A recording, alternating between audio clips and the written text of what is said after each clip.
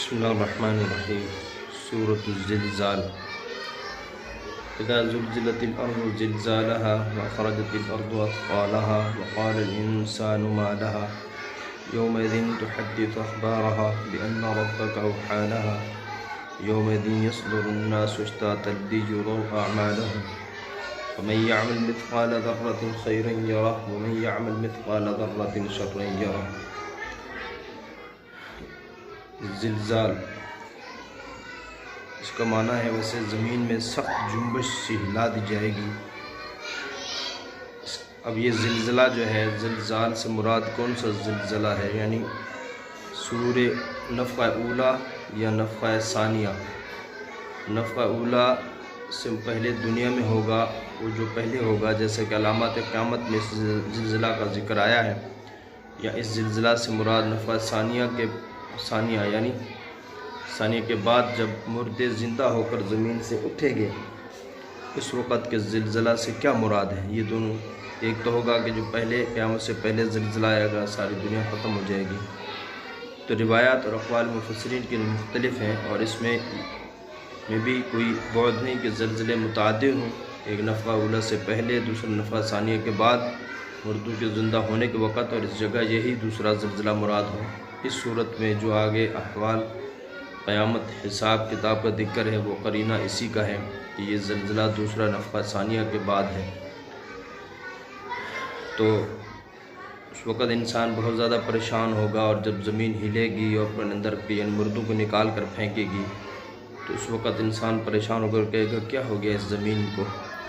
اذا زلزلت الارض زلزالها، جب ہلا ڈالے زمین کو اس کے بھونچال سے، یعنی جب زمین اپنی سخت جنبش سے ہلائی جائے گی، اور اخرجت الارض اثقالها، اخرجت نکال پھینکے گی، نکال باہر کرے گی زمین، اثقالها اپنے بوجھ باہر نکال پھینکے گی۔ مراد بوجھ سے دفینے اور مردے ہیں۔ اگرچہ بعض روایت سے پہلے بھی فتنوں کا باہر آ جانا معلوم ہوتا ہے، لیکن ممکن ہے کہ قیامت سے پہلے جو دفینے یعنی دفن کیے ہوئے ہیں وہ نکال آئیں گے، اور مرور ایام سے پھر ان پر مٹی آ گئی ہو اور مستور ہو گئے ہوں، اور قیامت کے روز پھر نکلیں۔ اور دفائن کے ظاہر ہونے کی شاید یہ حکمت ہو کہ مال کے بہت محبت کرنے والے اپنی آنکھوں اور مال کا بیکار ہونا دیکھ لیں گے، یعنی مال جو اندر ہیں، خزانے ہیں، وہ بھی باہر رہ جائیں گے، اور انسان جو ہے وہ بھی۔ تو اس وقت انسان کہے گا کہ اس کو کیا ہو گیا ہے؟ قال الانسان ما لها، کہ انسان کہے گا اس کو کیا ہو گیا ہے۔ یومئذ تحدث، جس دن کہہ ڈالے گی وہ اپنی باتیں، اخبارہ اپنی باتیں کہے گی، یعنی زمین اپنی باتیں کہے گی۔ اس روز زمین اپنی سب اچھی بری خبریں بیان کرنے لگے گی، اس سبب سے کہ اس کے رب کا اس کو یہی حکم ہے۔ بِأَنَّ رَبَّكَ أَوْحَىٰ لَهَا، اس لیے کہ بے شک تیرے رب نے اس کو حکم دیا ہوگا، یعنی وہ جو بات کرے گی، جو کچھ کہے گی، وہ اس لیے کہ اللہ نے اس کو حکم دیا ہوگا۔ ترمذی اس کی تفسیر میں حدیث مرفوع آئی ہے، جس شخص نے روئے زمین پر جیسا عمل کیا ہوگا، اچھا یا برا، زمین سب کہہ دے گی، اس کی شہادت ہوگی۔ یومئذ یصدر الناس اشتاتا لیروا اعمالهم، فرمایا اس دن ہو پڑیں گے لوگ، طرح طرح کے لوگ مختلف ہو جائیں گے تاکہ ان کو دیکھا دیے جائیں ان کے عمل۔ جی، وہاں اس روز لوگ مختلف جماعتیں ہو کر آپس میں الگ الگ ہو جائیں گے، واپس ہوں گے، یعنی جو لوگ حساب محشر سے فارغ ہو کر لوٹیں گے تو کچھ جماعتیں جنتی، کچھ دوزخی قرار پا کر جنت و دوزخ طرف چلی جائیں گی۔ ہاں، یومئذ یصدر الناس اشتاتا لیروا اعمالهم، اس دن ہو پڑیں گے لوگ طرح طرح کے، جماعتیں ہو جائیں گے تاکہ ان کو ان کے اعمال دکھا دیے جائیں۔ فمن یعمل مثقال ذرۃ خیرا یرہ، اور جو کرے گا جس نے کیا ہوگا عمل ذرہ برابر اچھا خیر کا، تو اس کو دیکھ لے گا۔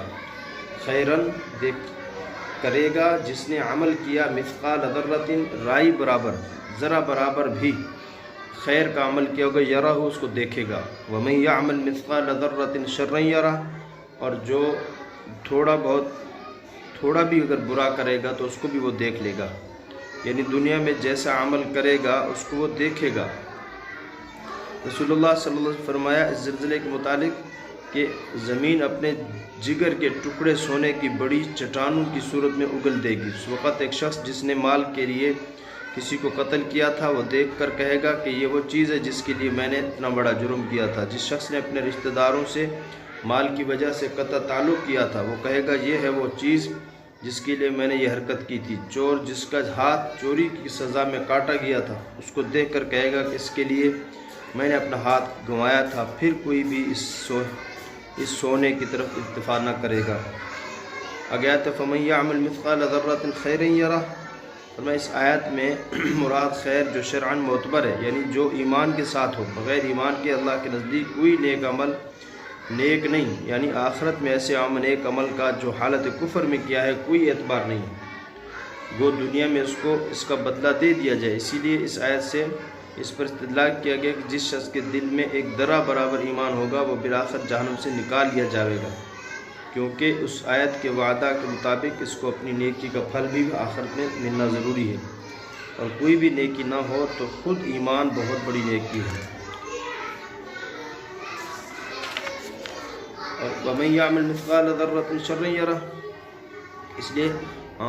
اس لیے کوئی مومن کتنا ہی گناہ گار ہو مگر ہمیشہ جہنم نہ رہے گا۔ البتہ کافر نے اگر دنیا میں کچھ نیک عمل بھی کیے تو شرط عمل یعنی ایمان کے نہ ہونے کی وجہ سے کالعدم ہے، اس لیے آخرت میں اس کی کوئی خیر ہی نہیں۔ اور وَمَن يَعْمَلْ مِثْقَالَ ذَرَّةٍ شَرًّا يَرَهُ، مراد اس سے وہ شخص ہے، وہ شر ہے جسے بھی زندگی میں توبہ نہ کر لی ہو، کیونکہ توبہ سے گناہوں کا معاف ہونا قرآن و سنت سے یقینی طور پر ثابت ہے۔ البتہ جس گناہ سے توبہ نہ کی وہ چھوٹا ہو یا بڑا، آخرت میں اس کا نتیجہ ضرور سامنے آئے گا۔ اسی لیے رسول اللہ صلی اللہ علیہ وسلم نے فرمایا حضرت صدیقہ عائشہ رضی اللہ عنہ کو کہ دیکھو ایسے گناہوں سے بچنے کا پورا اہتمام کرو جن کو چھوٹا یا حقیر سمجھا جاتا ہو، کیونکہ اللہ تعالیٰ کی طرف سے اس پر بھی مواخذہ ہونا ہے۔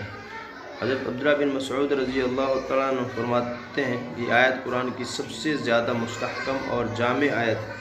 حضرت انس رضی اللہ عنہ کی ایک طویل حدیث میں ہے کہ رسول اللہ صلی اللہ علیہ وسلم نے اس آیت کو الفاظۃ الجامعہ فرمایا، یعنی منفرد